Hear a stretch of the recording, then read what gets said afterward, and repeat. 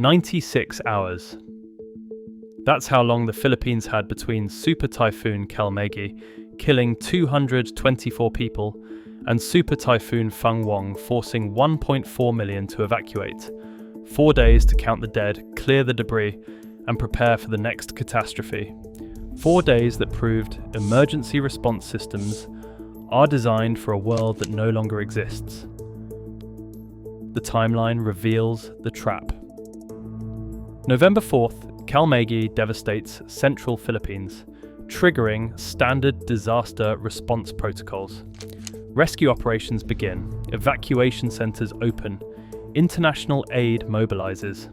November 9th, before any meaningful recovery occurs, Fengwang approaches as the biggest storm to threaten the country this year, carrying winds that exceed Kalmegi's destructive power. Emergency Coordinator Butch Maley described the systematic breakdown. Recovery efforts were interrupted in Kalmegi-stricken Cebu to concentrate all available resources on Fengwang. People are shell-shocked. This marks the country's fourth major typhoon in 7 weeks. The Philippines was operating disaster response like a medical triage unit, abandoning some victims to save others. But the 96-hour window is not unique to November 2025. Pacific meteorological analysis reveals that super typhoon formation intervals are decreasing as ocean temperatures reach record highs. The same thermal conditions that fuel individual storms now generate rapid succession systems that arrive faster than emergency response can adapt. Satellite thermal monitoring shows similar rapid formation patterns developing across the western Pacific basin. When ocean temperatures exceed critical thresholds, atmospheric instability generates multiple super typhoons within timeframes that traditional disaster planning never anticipated. So if typhoons can now arrive in 96-hour intervals, and if emergency response requires weeks or months of recovery time, what happens when the next double strike hits a region with no evacuation capacity? How many coastal nations are prepared for storms that arrive faster than they can bury their dead? For over a century, typhoon seasons followed predictable patterns that allowed nations to breathe between catastrophes. Historical meteorological records from 1900 to 2020 show there were average intervals of from 21 to 35 days between major typhoon landfalls in the Philippines. That spacing was not coincidence, it was the mathematical result of oceanic thermal cycles that required weeks to regenerate storm-fueling energy after major disturbances. The pattern held so consistently that emergency planners built entire response systems around it. The 1944 October typhoons struck Luzon with devastating force, but they came spaced 28 days apart, enough time to evacuate, recover, and prepare for the next threat. The deadly 1970 typhoon season produced 6 major landfalls, but it maintained intervals of 19 to 31 days that allowed sequential response without overwhelming rescue capacity. The pattern of sequential responses became standard planning practice. Even the catastrophic 2013 season that included Super Typhoon Haiyan followed traditional timing. Haiyan struck November 8th, devastating the central Philippines with unprecedented power, but the next major typhoon did not threaten the region until December 16th, a 38-day recovery window that allowed emergency systems to function according to design parameters. Those intervals were not arbitrary. They reflected fundamental oceanic physics. After super typhoons extract thermal energy from surface waters, ocean heat redistribution requires 2 to 4 weeks to restore storm generation capacity. Wind shear patterns created by major storms needed similar timeframes to reorganize into conditions favorable for new typhoon development. But 2025 shattered the thermal cycle that had governed Pacific storm systems for over a century. Advanced satellite monitoring reveals that oceanic heat content now exceeds historical levels by margins that eliminate traditional recovery periods. Sea surface temperatures maintain storm generation capacity continuously, rather than requiring weeks of thermal recharging between major events. Dr. Esperanza Santos, chief meteorologist at Pagasa, explains the acceleration. Typhoon seasons required thermal recovery time between storms. Current ocean temperatures eliminate those recovery periods, allowing storms to form in rapid succession that our emergency systems never anticipated. The shift becomes clear in seasonal analysis. Typhoon seasons in the 1990s averaged 18 to 22 major storms with 25 to 40-day intervals. The 2020s typhoon seasons generate 22 to 28 major storms with intervals decreasing to 14 to 21 days. 2025 represents the first confirmed interval of less than 7 days between super typhoon landfalls in the same region, a meteorological impossibility under historical oceanic conditions.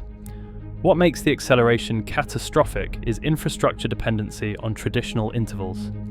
Emergency stockpiles were calculated for 21 to 35-day replenishment cycles. Evacuation center capacity assumed sequential occupancy with recovery periods between disasters. International aid coordination operated on monthly disaster response cycles that allowed resource redistribution between events. The 96-hour Kalmagi-Feng-Wong sequence represents the mathematical endpoint of thermal acceleration, the minimum possible interval between super typhoon formation in the same oceanic region. Meteorological physics suggests that intervals shorter than 72 to 96 hours become impossible due to atmospheric energy limitations. But those limitations provide no comfort for emergency systems designed for 3 to 5 week spacing. History shows that when fundamental natural patterns change, human systems fail catastrophically until adaptation occurs. The question facing Pacific nations is, can emergency response systems adapt to 96-hour intervals before the next rapid succession sequence overwhelms unprepared populations? Dr. Benison Esteraja monitors real-time Pacific thermal data that reveals the mechanism transforming isolated typhoons into rapid succession catastrophes. It is December 2025, and satellite arrays show oceanic heat patterns that make 96-hour super typhoon sequences mathematically inevitable across the Western Pacific Basin. Esteraja explains to international emergency coordinators that we are not tracking weather anymore, we are tracking thermal warfare. Ocean temperatures are sustaining storm formation energy at levels that eliminate traditional recovery periods between major typhoons. Advanced satellite monitoring reveals why Kalmagi and Feng-Wong could form within 96 hours of each other. Historically, super typhoons extracted enough oceanic thermal energy to create cool wakes that required 2 to 4 weeks of solar heating to regenerate storm formation capacity. Current Pacific temperatures maintain storm generation energy even after major typhoon extraction. Dr. Maria Santos Cruz, oceanic thermal analyst, maps the heat retention patterns. Kalmagi should have created a thermal deficit that prevented storm formation for 21 to 28 days. Instead, oceanic heat content remained above storm generation thresholds throughout the period when Feng-Wong developed. The ocean is too hot to cool down. Sea surface temperature measurements show the mechanism. Normal typhoon aftermath produces 2 to 4 degree temperature drops across from 200 to 400 kilometer zones, lasting 10 to 21 days. Post-Kalmagi conditions registered a 0.8 degree temperature drop across a 150 kilometer zone, lasting 72 hours. The thermal deficit that historically prevented rapid succession typhoons has been eliminated by record ocean heating. Rapid succession typhoons create atmospheric conditions that amplify subsequent storm formation rather than inhibiting it. Kalmagi's dissipation released massive amounts of water vapor and latent heat into the upper atmosphere, creating instability patterns that fed directly into Feng-Wong's development. Meteorological analysis by Pagasa shows the feedback mechanism. Instead of Kalmagi's aftermath creating stable atmospheric conditions, the storm's energy release generated upper-level divergence patterns that enhanced the atmospheric lift for subsequent disturbances. Each typhoon now creates conditions that make the next typhoon more probable, not less. The 96-hour sequence exposed critical vulnerabilities in emergency management, designed for sequential disasters with recovery intervals. Resources allocated for the Kalmagi response could not be repositioned fast enough when Feng Huang threatened. Equipment stockpiles calculated for monthly replenishment cycles were depleted in 4 days.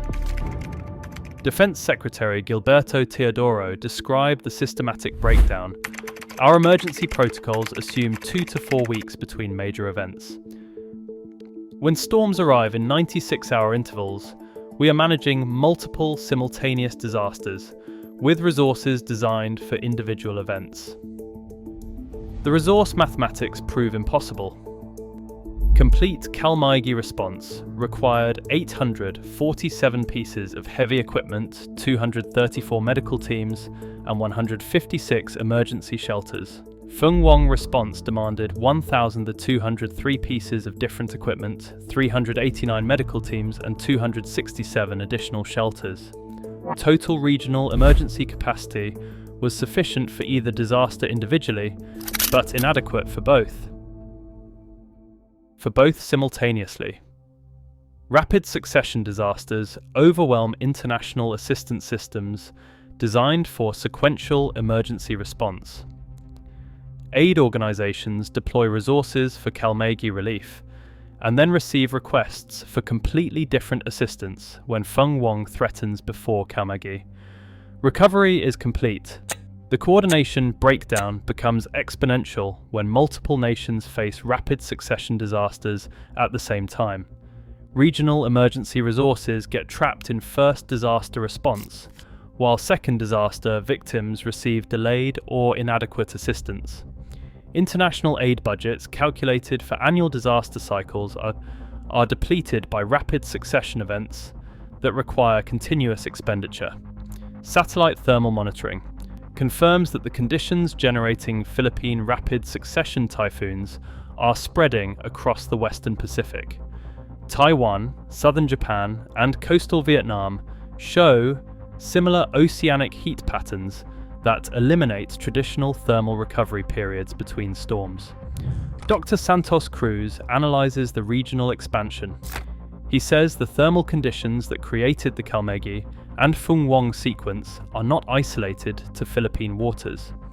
The entire Western Pacific basin shows heat retention patterns that make rapid succession super typhoons probable across multiple countries within compressed timeframes. Traditional typhoon forecasting assumes thermal recovery periods that no longer exist under current oceanic conditions. Computer models designed to predict individual storms prove inadequate for rapid succession sequences, where each typhoon influences the formation environment for subsequent storms. The modelling crisis creates prediction gaps precisely when governments need maximum warning time. Emergency planners cannot prepare for second typhoons until first typhoons complete their cycles, but thermal persistence eliminates the completion periods that traditional forecasting requires. Persistence of heat removes the usual breathing room. The current reality is that meteorologists can predict that rapid succession typhoons will occur, but cannot specify timing or targeting with accuracy sufficient for emergency response optimization. Rapid succession typhoons create medical emergencies that exceed hospital surge capacity, while also requiring different treatment protocols for injuries that occur in compressed timeframes. Kalmagi generated trauma casualties from collapsed buildings and debris impacts. Feng Huang caused massive drowning incidents and hypothermia cases. Medical facilities designed for single disaster types become overwhelmed when injury patterns from two typhoons arrive simultaneously. Dr. Roberto Santos, Emergency Medicine Director at Philippine General Hospital, described the treatment crisis. He said they triaged Calmaegi victims Tuesday through Saturday. On Sunday, Feng Wong brought completely different injury patterns that required different medical equipment and treatment protocols. They were managing two separate medical disasters with one hospital system. Crisis in care capacity was unavoidable. Emergency shelters become death traps when rapid succession typhoons force evacuations, while previous disaster victims still occupy evacuation facilities. Schools converted to shelters for Calmaegi survivors. They could not be cleared fast enough to accommodate Feng Wong evacuees.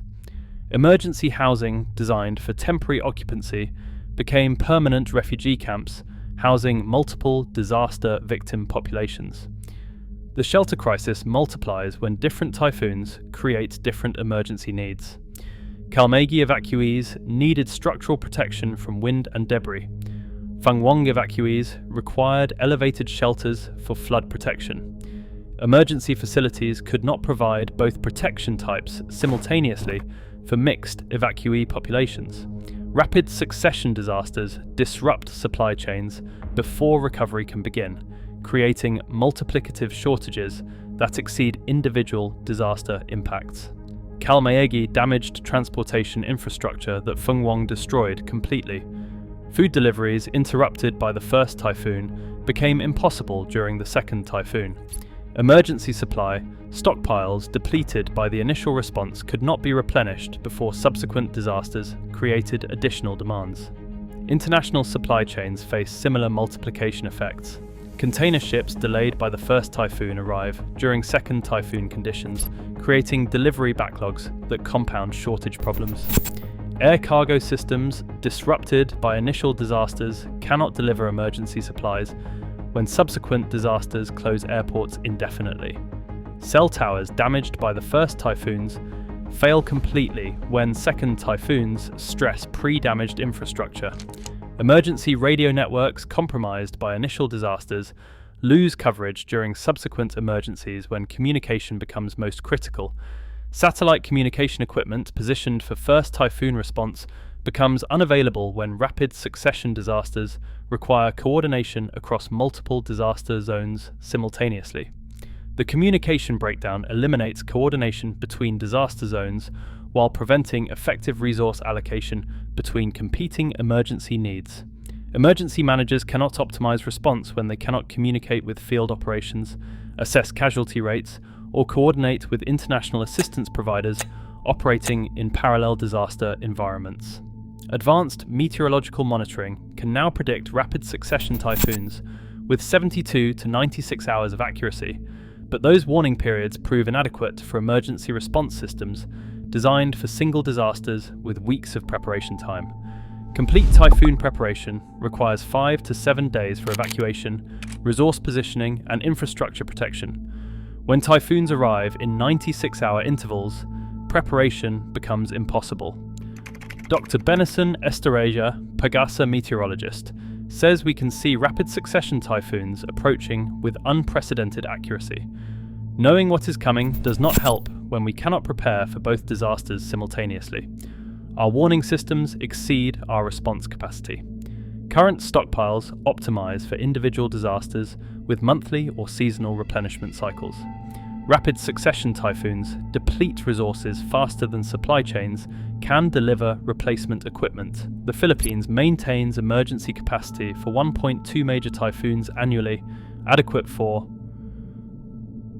Historical patterns are catastrophically insufficient for current thermal conditions that generate multiple super typhoons within weeks.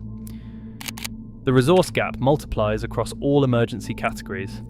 Medical supplies calculated for single disaster. Casualty rates become inadequate when rapid succession typhoons generate overlapping medical emergencies. Evacuation capacity, designed for sequential disasters, cannot accommodate multiple populations requiring simultaneous emergency housing. Emergency communication networks designed to survive individual disasters fail when rapid succession typhoons stress already damaged systems. Cell towers weakened by the first typhoon collapse during the second typhoon. Emergency radio coverage, compromised by initial infrastructure damage, becomes useless when subsequent disasters require maximum coordination. Backup communication systems provide redundancy for single disasters, not sequential catastrophes. Battery-powered emergency equipment functions for days, not the weeks required between current typhoon sequences. Satellite communication capacity becomes overloaded when multiple disaster zones require simultaneous coordination. Global emergency assistance operates on assumptions that major disasters occur sequentially across different regions, allowing resource reallocation between international emergencies. Rapid succession typhoons in individual countries overwhelm international aid capacity calculated for worldwide disaster distribution. The aid mathematics become impossible when multiple nations face rapid succession disasters simultaneously. Regional emergency stockpiles calculated for single country assistance prove inadequate when coordinated disasters affect multiple countries within compressed timeframes. Emergency planning assumes sequential disasters with recovery periods that allow resource repositioning and financial replenishment. When disasters arrive faster than aid systems can respond, international assistance becomes inadequate precisely when it becomes most critical for survival. Despite accurate prediction of rapid succession typhoons, scientists cannot determine the upper limits of oceanic heat content that drive compressed storm formation intervals. Pacific temperatures sustain 96-hour typhoon sequences, but thermal modelling cannot predict whether intervals could shrink from 48 to 72 hours, or whether physical limitations will prevent further compression. Dr. Esperanza Santos, Pagasa thermal analyst, says we are operating in uncharted thermal territory. Ocean temperatures exceed historical baselines by margins that eliminate traditional storm formation limitations, but we do not know the absolute limits of rapid succession storm generation. Uncertainty creates planning gaps that multiply emergency preparedness difficulties. Government emergency managers can prepare for 96-hour intervals or 48-hour intervals, but cannot optimize for both simultaneously. Resource allocation designed for known intervals becomes inadequate when intervals accelerate beyond prediction capability. International research teams are developing rapid succession storm modelling systems, but technology development requires years, while oceanic thermal acceleration operates on monthly timelines. Real-time storm analysis improves with each rapid succession sequence, but at the cost of increasing casualty rates as emergency systems learn through catastrophic experience. Pacific monitoring shows accelerating heat accumulation that suggests further compression of storm formation intervals, but computer modelling cannot determine acceleration rates with accuracy sufficient for emergency planning optimization. Current evidence suggests three possible futures. Rapid succession intervals could stabilize at minimums from 72 to 96 hours determined by atmospheric energy limitations. Thermal acceleration could continue compressing intervals toward simultaneous storm formation, or oceanic heat patterns could expand rapid succession conditions across multiple ocean basins simultaneously. The most disturbing possibility is that if Pacific thermal conditions continue accelerating, while emergency response systems cannot adapt to compressed disaster intervals, casualty rates will increase exponentially as storm frequency exceeds evacuation and rescue capacity across entire regions. The question is not whether rapid succession typhoons will continue. Thermal monitoring confirms intensification. The question is whether human emergency systems can adapt faster than natural disaster acceleration. Two super typhoons struck the Philippines within 96 hours, forcing 1.4 million people to evacuate, while previous disaster victims were still homeless. Pacific thermal monitoring confirms that oceanic heat patterns are spreading this rapid succession capability across the entire Western Pacific Basin, from Taiwan to Vietnam to southern Japan. Think one typhoon per month is manageable? Drop your disaster timeline in the comments, because current emergency protocols were not designed for nature's new mathematics of destruction. Subscribe to Earth Attacks for the thermal analysis, revealing which Pacific nations are next in line for rapid succession disasters. When storms arrive faster than you can count the dead, preparation time becomes irrelevant.